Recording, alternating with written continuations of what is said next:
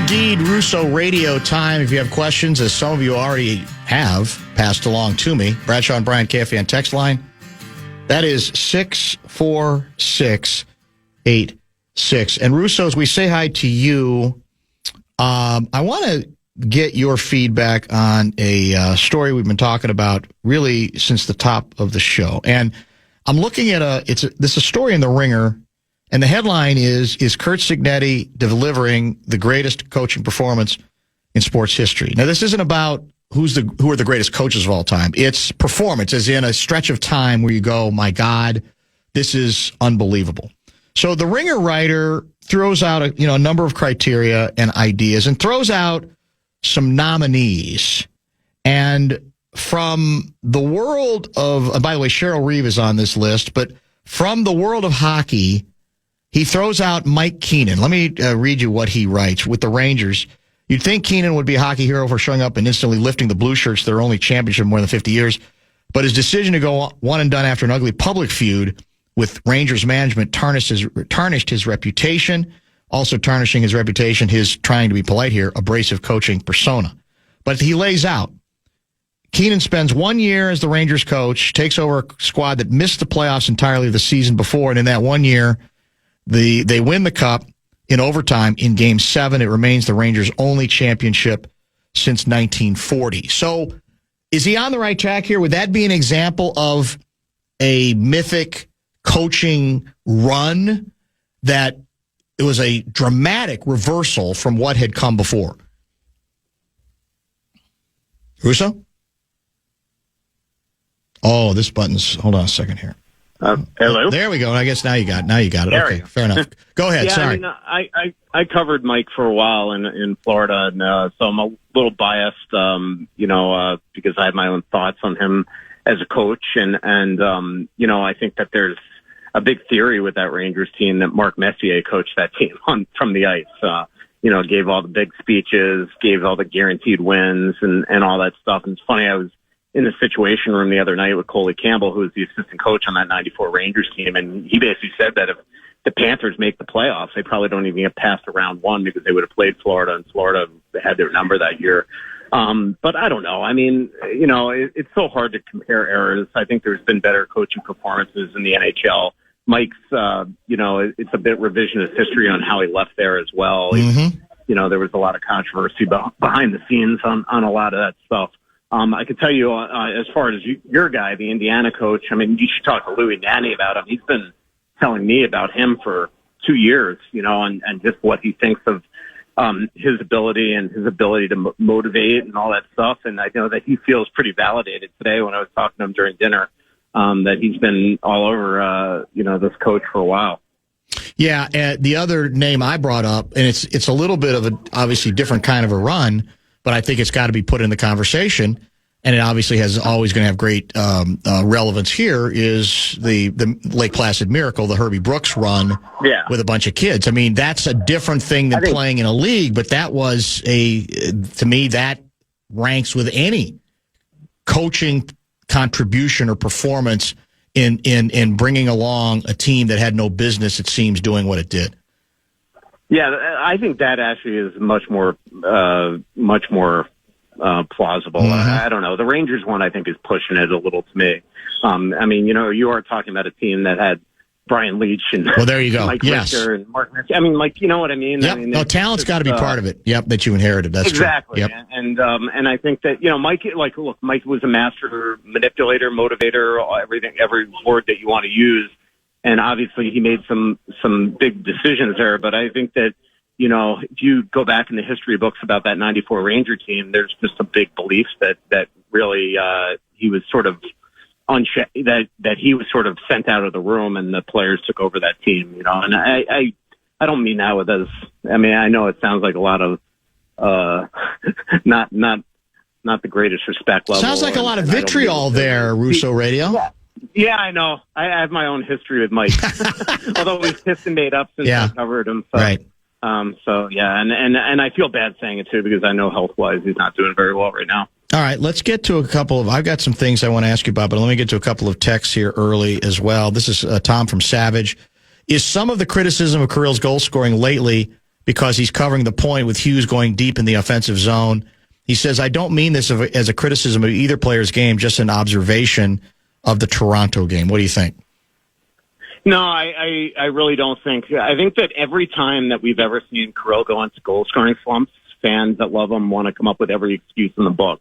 He's just got to be better. I mean, he's not getting a lot of shots. The last couple games, he has been looking much more like himself. He's obviously getting points. He had 5 assists yesterday.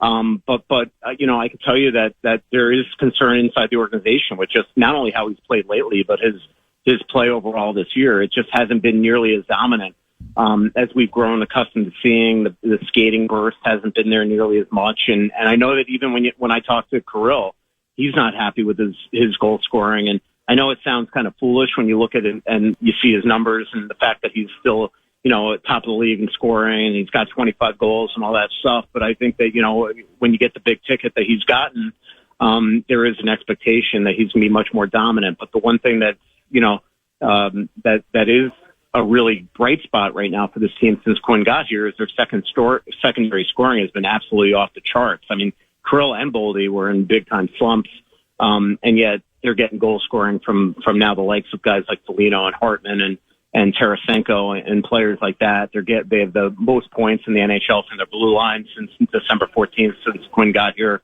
And so the one thing that I think could help Kirill on the power play is if they could, like last night, he wasn't exactly in the bumper, and a lot of that is because of their injuries. They had Tarasenko in those positions, and I think that if they could ever get a right shot and throw him on the power play on a routine level, I think it would put Kirill into better shooting positions on the power play.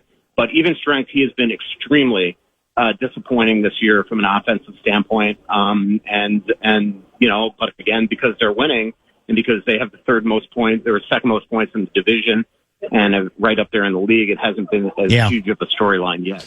Are there levers that can be pushed here to try to prompt him along? Is it just up to him? Are there lineup changes that could have any impact on that? How do they get him to that place?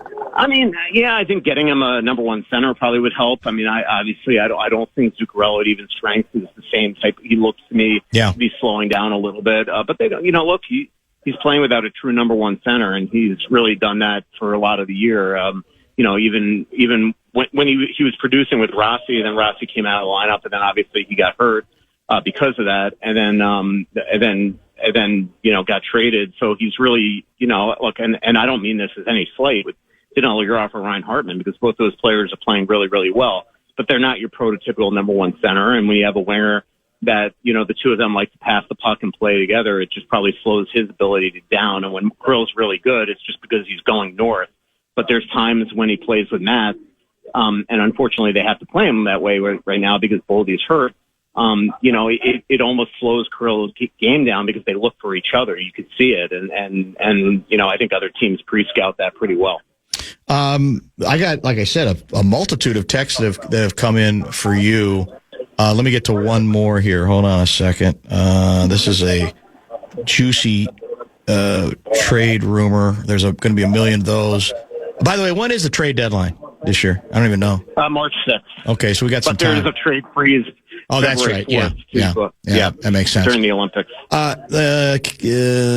Does Russo think the Wild are looking for younger players to trade for to show Hughes the quote-unquote window will be open long enough to encourage a re-signing? I'd love to see Rob Thomas in Minnesota. Yeah, I would too. And Quinn is really good friends with him. Look, yeah, I mean, I don't think this is just designed just for Quinn. I think this is the window of this team. You just, you know, as we've talked about on the show the last couple of times I've been on, you just don't trade for huge pieces for Quinn Hughes and then not have a secondary move that you're going to make when you look at this lineup, because I think they are starting to believe that they're a center away from maybe actually being a true contender. And the reality is that you're still going to have to play most likely Dallas or Colorado in rounds 1 and 2 to get to just the third round, let alone the fourth round. So I think that they feel like they're going to have to make a move. But when you look at the moves that they can make, they've traded a lot of assets away, and it's going to have to be assets like prospects and picks that are probably on their way out to make these type of trades, because there's nobody off this roster that you're really trading to go get those type of guys. The problem that I see, and I see the complication being, is that they've traded, their 26 and 27 second round picks. They've traded their 26 and their 25 and 26 first round picks. So now if you're trading another first, you're going into even future years like 27. You've traded Rossi, you've traded Ogren, you've traded Boyum, you've traded, traded, Huznadinov. So there's just not a lot of assets left. So that's why, and a lot of it is our fault because in today's day of aggregation, people took the insider that Joe Smith and I wrote the other day and just went with it. But, the assets left on this team are guys like Strammel and Urov and Walt Ballstead, because there's just nobody else. There's no other A-plus prospects. And so I don't know what the Wild are going to have. I know that Billy is very motivated to try to do something, but again, because there's been so many assets already traded out here, especially in the Juracek deal, and that deal is looking really unpromising. He's coming out of the lineup tonight because last night he was just, god awful. And so I just don't know what he's going to be able to achieve to make that next big swing unless he really mortgages a lot more of the future. Russo Radio now. Don't forget Minnesota Wild Hockey. That's why we're out at 6 o'clock tonight, 30 minutes earlier than usual. Give me an update on our goaltending. We had that awful game, I think, where Volstead got pulled a few games ago. Yeah. It happens. It's not illegal for it to happen. Are we worried that he's coming back to the pack a little bit? Are we fine with him? Or how? Give us your sense of where he is and maybe more generally the goaltending across the board. Yeah, I mean, look, this is a league where, there are ebbs and flows, and we're seeing it. I mean, the league-wide save percentage is as low as it's ever been. I mean, we have to almost reset, I think, what we think of goaltenders right now in this league. But these two have been elite for most of the year, and they're both in sort of a little bit of rut where they're giving up goals. Wallstedt much more than Gustafsson right now. Gus had a big win last night. But the game before that, he wasn't very good. The start before that, he wasn't very good. And Wally's gone through like a 7 or 8 game stretch right now where he hasn't been great. But I do think that, tonight will be a big test for him. He's playing against a really fast, high offense Canadian team. A team, though, that the Wild have absolutely had their numbers. They've won 8 of 9 here, 9 times overall, 18 of the last 19 against this Habs team. But he's also going to face a very motivated couple players on that team. Cole Caulfield and Lane Hudson are two guys that are really ticked off. They didn't make the U.S. Olympic team. And usually when that happens, those guys come out trying to show Bill Guerin that they should have been on it. So we'll see how they get play tonight. But I think that Wally needs to have a really good game to kind of quiet that noise, because I think there are a lot of people talking about it, because he just has been, it's 6 of his last 7 starts. He's given up 3 or more goals, and most of those are 4 or 5 goal games. So he's just got to be better. I asked Louis this. I don't think I asked you it. If I did, forgive me for repeating it. But obviously we're not that far now from the Olympic break, and there's great Wild representation. And I asked Louis about the injury issue. He says, I'd worry if I were general manager. I'd worry about it all the time. I guess, it's hard not to. On the other hand, there's not a hell of a lot that you can do. But he said it's inevitable because of the way, how competitive this thing is. There's nothing, exhibition-y about the Olympics. So I guess it's just, it's the old comes with the territory. You just sort of have to hope and pray that you get lucky in that regard. Your team gets lucky regarding your players. Yeah, I mean, look at 2014. John Tavares is hurt. Last year at the Four Nations, Shea Theodore breaks his wrist in the first game of the tournament for Canada.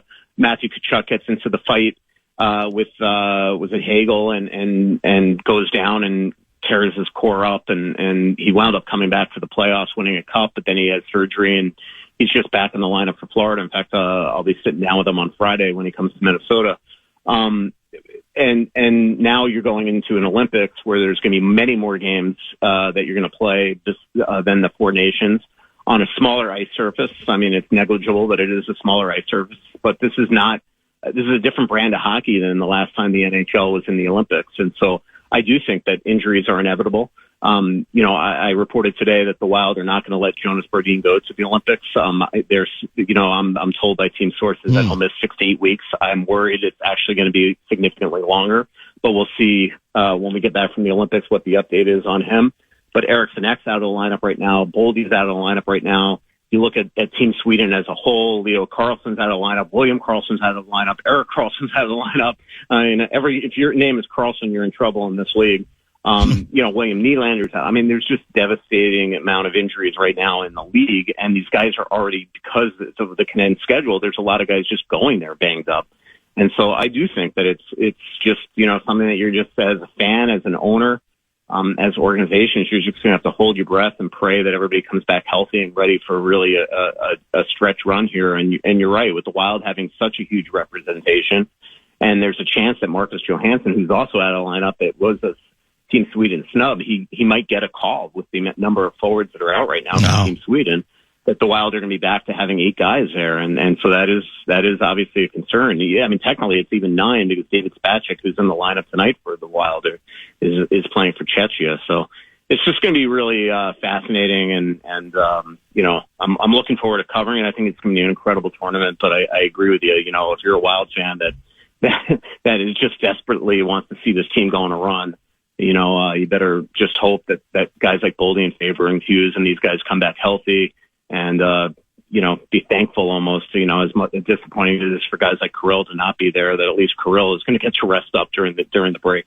Let's revisit a subject we've explored many times over the years, but it seems to be rearing its head again, and it happens whenever there's a great concentration of point production in one division, and that is why the NHL doesn't go back to the classic, by conference 1 versus 8, and not worry so much about the alleged rivalries, the idea that you're going to have some really good teams out of the playoffs way too early based on where the standings sit now. What's the Russo position on that issue? Yeah, I've long not liked this playoff format, and I think this was the biggest concern that you have, is that you could theoretically have the top 3 teams in the league be from the same division, and you're going to have 2 of them out by the end of round 2. Now, you could conceivably say that could happen every year, and then it sort of does. And we've seen in the East, teams like Tampa and Florida have to go head to head right in the first or second round. Florida and Toronto. Look, there's a lot of good teams in the league, and it's going to happen. But it just seems like, to me, at the end of the day, you want a format where that if you play as well as the Wild are, or the Dallas Stars are, that you're going to have an easier road in the playoffs than if you were going to be a bottom wild card team. It's absurd to me that the Wild would have an easier run to the Stanley Cup final if they just fall to the wild card. It should not be a format like that. Now, you can't come up with a system that's just going to guarantee that you're going to have, the true 1 versus 8 every year, and 1 being the best and 8 being the worst. But, this is one where I do think that when we get to the GM's meetings in March, which I will be covering down in Florida, that I think this will be a topic down there because of what's going on in this division. And also because it seems like the vast majority of fans want to change. And I think the vast majority of teams want to change. The only person that stubbornly seems to love this format is Gary Bettman. And, the other thing is, because there's, it's such an uneven schedule too. It's not like you're really playing inside your division vastly more than if you're playing outside your division in the same conference. I mean, the Wild are still playing most teams, 3 or 4 times, in the either the other conference or just even in their division, because it's so unbalanced. And so it's not like it'd be one thing to me if it was the old days and you were playing a format where you're playing inside your division 8 different times. And so to me, to have a format like this, I just think it's kind of absurd. One more text. A texter wants to know whether you think that the criticism Brock Faber is getting for making the Olympic roster is warranted. There's a narrative around the league that Adam Fox should have been selected instead, and he is looking for your take on that debate. Yeah. I think the slander of Faber is absurd. I think the people that rip on him nationally just are doing it because they think it's fraternization, just because Bill Guerin is the GM of the team and the GM of the Wild. I think anybody that watches the Wild on an everyday basis, especially watching him play with Hughes, knows how just absolutely exceptional of a player Brock Faber is. He's been just tremendous. He was tremendous from pretty much November 1 on, and he's been tremendous since Quinn Hughes got here. So I do think that I think the people that are saying this are just people that are digging into analytics a little too much or not watching with their eyes. One guy I actually really respect, I don't know him, but I saw on Twitter says like, which I don't even believe. He's like, I watched all the shifts again of the Four Nations and of the Jacob Slavin of Brock Faber, tandem, and it was Slavin carrying him and Faber was just there. I mean, that's just absolute absurdity. I covered that tournament. Faber was just great the last 3 games of that tournament. And he's an absolute deserving Olympian for the second time, by the way. So how many games we got left before the break? Is it 8, 7? Yeah, you know what? I'm not even positive because I leave so early. I'm missing like 3 or 4 games before the of the Wild. But they got a 3-game homestand coming up. So yeah, it's about 7 or 8. So it's obviously Montreal tonight. That's why we're out at 6:00. So we've had this little dip, right? Now we had, we're just coming off a victory, but we had the little dip after the hot streak. Do you view this next stretch, whatever the number of games is that's left before the break, as crucial to sort of reestablishing that was a minor blip in a long season because that's just the nature of it? Or am I overplaying the significance of how we finish up before the break? No, I mean, I don't know if crucial because they banked so many points, but I hear what you're saying. And the only thing I will tell you is, and it's amazing to me with the number of guys that they have out of the lineup. I mean, they're missing their entire second line for the 3rd game in a row, and Brodin and Bogosian. And yet the game in Buffalo and the game in Toronto last night was a clinic. The Wild were exceptional in the first 2 periods. And in Buffalo, I thought they outplayed the Sabres for the most part. And that was and these are 2 red hot teams, by the way, Toronto and Buffalo, that they beat. So, I think that's uplifting. They've gotten back to the structure. What I liked about the game against Toronto is that they defended playing offense. They were barely, hemmed into their own zone. They're getting pucks to the net with traffic. So they're looking much more like themselves. So yeah, while I was getting a little bit concerned, during that little stretch where they weren't winning, especially after a winless 3-game homestand, I do think that they're in the dog days of the season right now. These guys are, I know fans don't want to hear it, but they've played a lot of hockey. These guys are tired. Just because you're in the lineup doesn't mean you're 100%. There's a reason why this team barely practices right now, and no teams are, because of the grind of the season. And I just think they sort of went through that dog day season. So I think the biggest test the rest of the way, because it looks like an absolute shoo-in that they're going to make the playoffs, is just keeping that motivation up to keep on gathering points in the standings and just kind of refining their game going into the playoffs. And we'll see what Bill Guerin does to add to this roster. I'm convinced he's going to at some point. But I do think that this team has really earned the right to have Bill Guerin go out there and try to make a move. And especially just watching Quinn Hughes on an every night basis now, it is really apparent to me how special this guy is and how much he truly can, with the star power of guys like Faber and Boldy and Kaprizov and Eriksson Ek, really lift this team in the playoffs. And so I think that's the biggest difference maker. And now if they can add a forward or 2, especially one up the middle, I think that this team could really be primed to do something special, even knowing that you got to play Dallas and Colorado most likely. What do you know about what looks to me to be some sort of ongoing grievance between Fallness and Brett Blakemore, who's in today again for Guardsy, having to do... Did I miss something? Is there a piece of this I'm missing regarding the Foligno hat trick? Was there some attempt to mock you for... Oh, I thought maybe Brett could chime in. I thought Brett said that it was Gorg that was going after him. I think it was Fallness. Fallness is just the instigator. I see. Okay. But no, it's really me and Gorgie. Yeah. Okay. Yeah, Gorgie really doesn't like that you take shots at Foligno? Dare I see. Criticize Foligno's game. Yeah. To Brett's defense, Marcus hasn't had a good year. But he's not at a point at all that they should ever take him out of the lineup. They also have him in the lineup, and Hartman and these guys in the lineup, to make their money when it counts in the playoffs. And both of them, by the way, had great playoffs last year. But Marcus hasn't had a good year. He hasn't looked himself. He's looked much more like himself lately. That's been great on the penalty kill. And the other thing is, I even though he wasn't gathering points in the month of November before he hurt himself in Chicago, when the Wild really turned their season around, it was him really bringing the physical identity that we've grown accustomed to seeing from him. And he really I think helped pull this team together in that month. And so they're always going to give him the benefit of the doubt.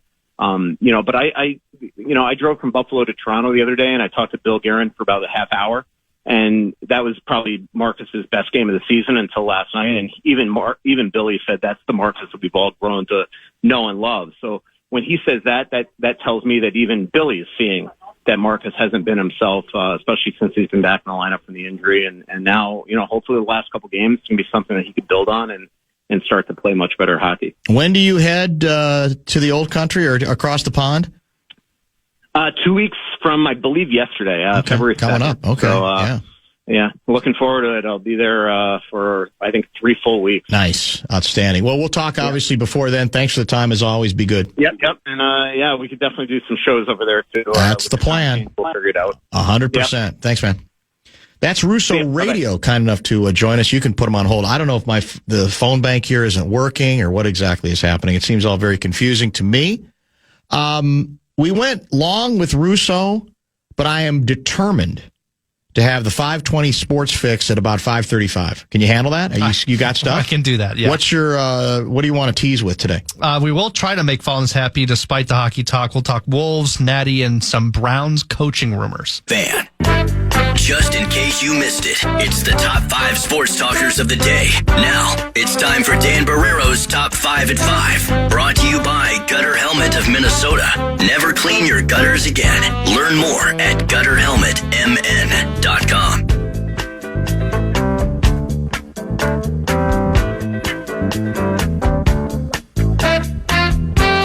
All right, it's all up to you. The 520 Sports Fix has never been later, 5:35. Time now for the obligatory Kevin Fallness Minnesota Wild mention. Not even having Russo Radio on for a half hour will stop me from leading with your Minnesota Wild.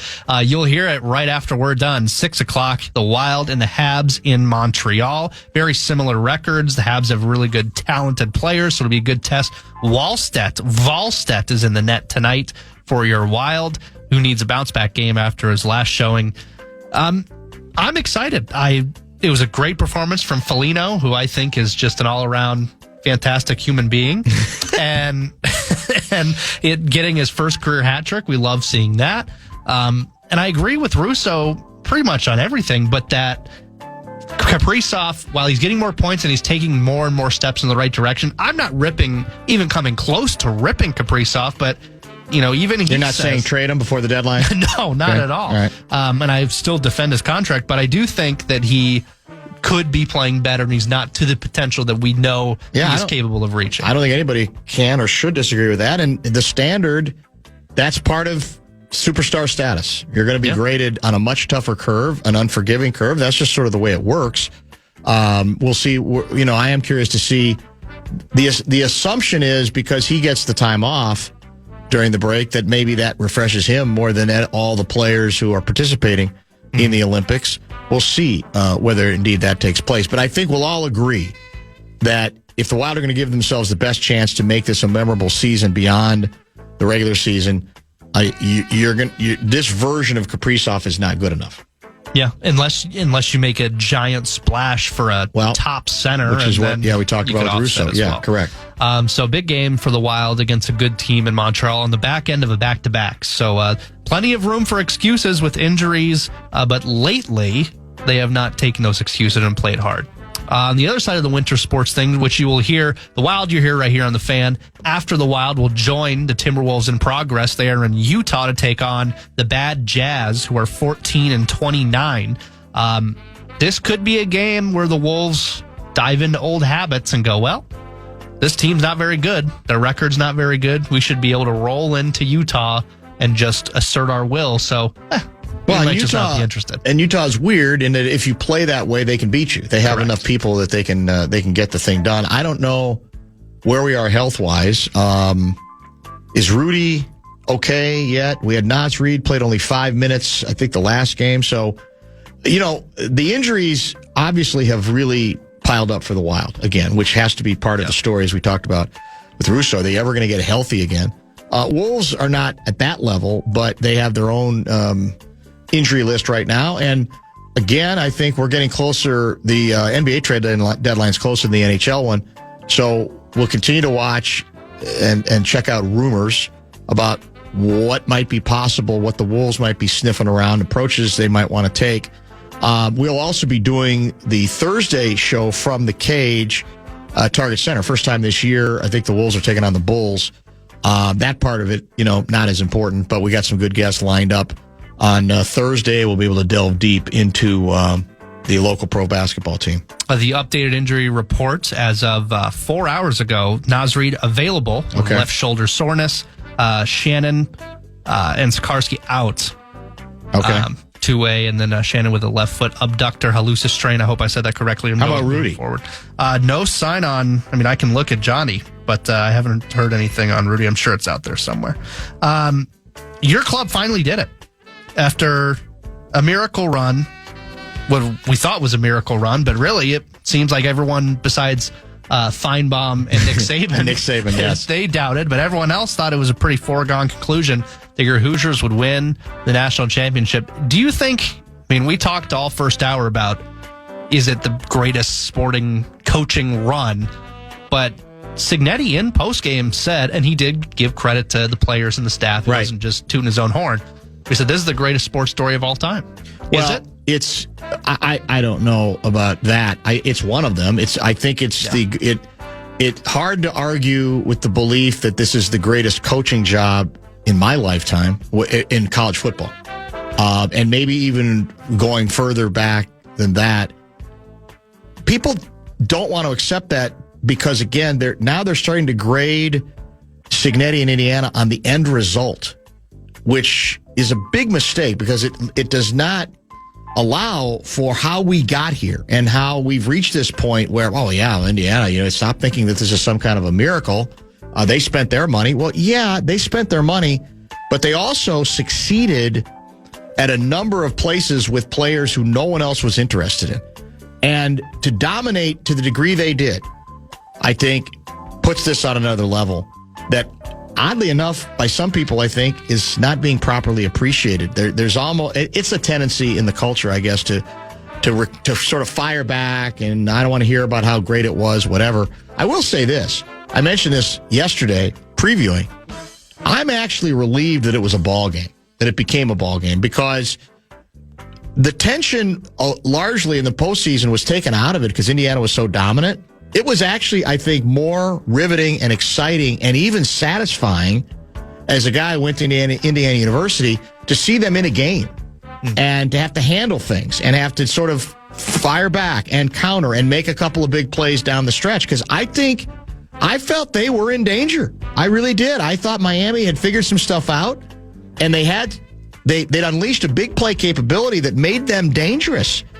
If the thing might have gone on a little bit further. So I actually liked that we had once, for the first time in the postseason, there was tension in an Indiana postseason football game. And here we are now trying to figure out where they go from here, which is probably still, I think, towards the top of the Big Ten. I really believe it. Big Ten has won 3 in a row, right? 3 straight national championships. And as I was reminded by our good friend, the Chief, all 3 are members of the original Big Ten. The real Big Ten, before UCLA. It became the Big 26 or whatever it is at this point. So there's that as well.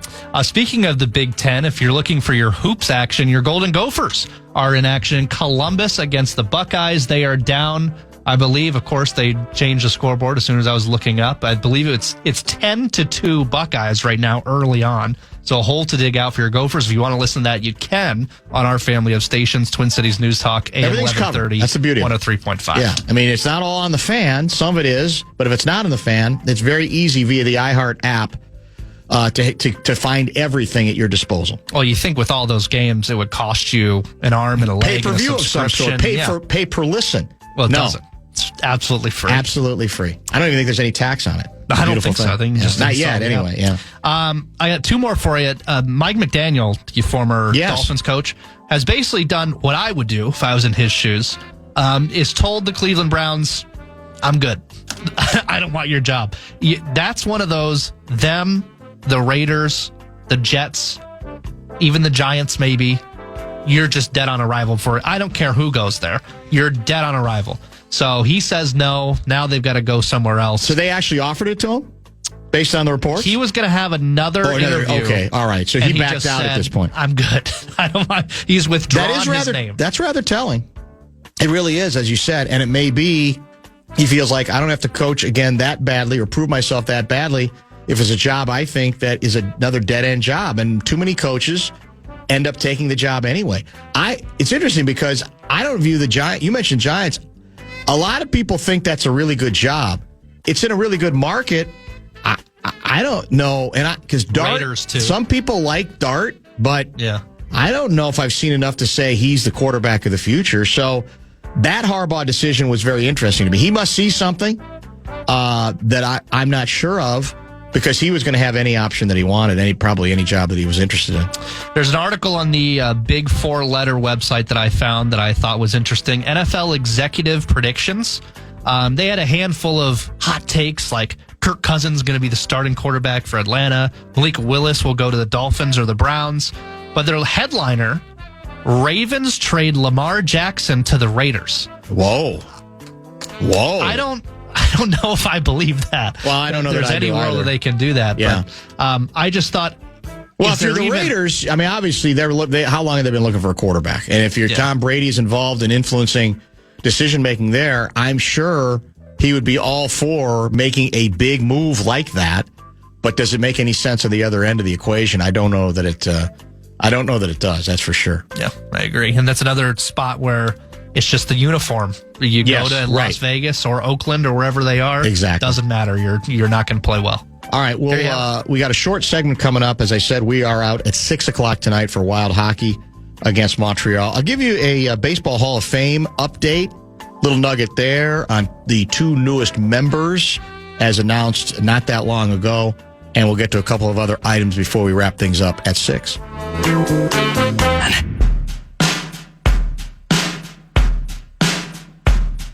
It's the Bumper to Bumper Show Wrap. It's brought to you by American Pressure. 2026 Baseball Hall of Fame. We've got 2 new entrants who made the cut. You need 75% of the votes, and only 2 who made it. Both, I think, very worthy names. Carlos Beltran and Andrew Jones. Beltran, 84%, and Andrew Jones at 78.4%. Chase Utley was next with 251 votes, 59.1%, followed by Andy Pettit, Felix Hernandez, Alex Rodriguez, you say. Interesting. Manny Ramirez, and the list goes on from there. By the way, for the record, Torrey Hunter received 37 votes. That's 8.7%. This is his 6th year on the ballot. So it is Hot Stove League time, so I thought I'd pass that along to you. I don't think the Baseball Hall of Fame resonates with people the way it once did when it was, I think, it was the Hall of Fame. But obviously baseball is not as popular a sport as it once was.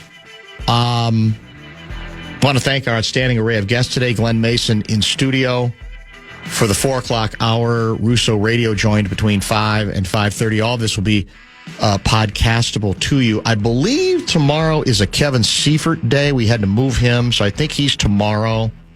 I also think Luigi is scheduled for tomorrow as well. In fact, let me find it. Guardsy is back on the show Thursday, but he passed along the list. Tomorrow will be Seifert, Louie, and we think the return of Kessler, who was sick last week. I think he's on the mend. Thursday will be at the Target Center Cage as well. I have kind of not avoided, but I have gone away from A-section stuff the last couple of days. That will decidedly change. There's a couple of things stuck in my craw that might make it a little bit urgent tomorrow, at least for me, for the host of the show, and a little bit, shall we say, controversial. We'll get into that on tomorrow's broadcast when we have more time to develop those kinds of things. Lawyer Tom heard your question regarding the Signetti coaching job and mentioned can't touch Miracle on Ice. All I can say to lawyer Tom is, first of all, it's 2 different things. True. The question you asked me was that the greatest college coaching job of all time, I think is what you said. Maybe you didn't. Did you? I thought you may have distinguished it to that. I think I said sports story, but semantics. How many times during the course of the show have I brought up Herbie Brooks and the Miracle on Ice? 12, 15, 20. So, Lawyer Tom, I love you.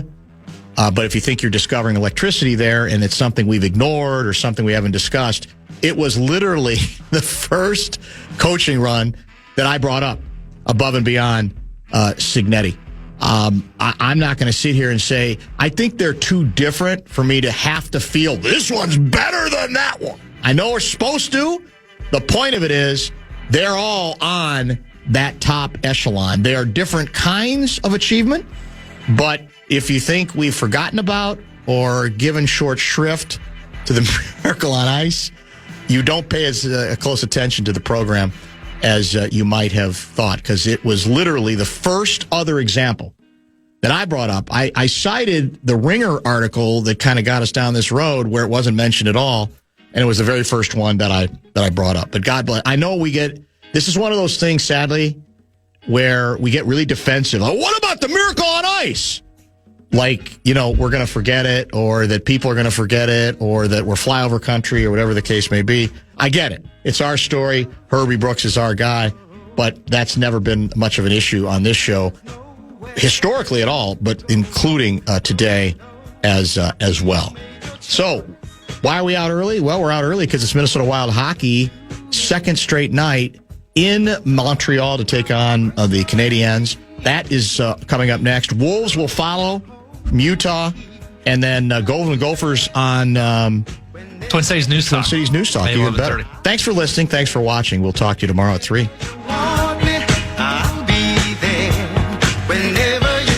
The stories a stadium could tell.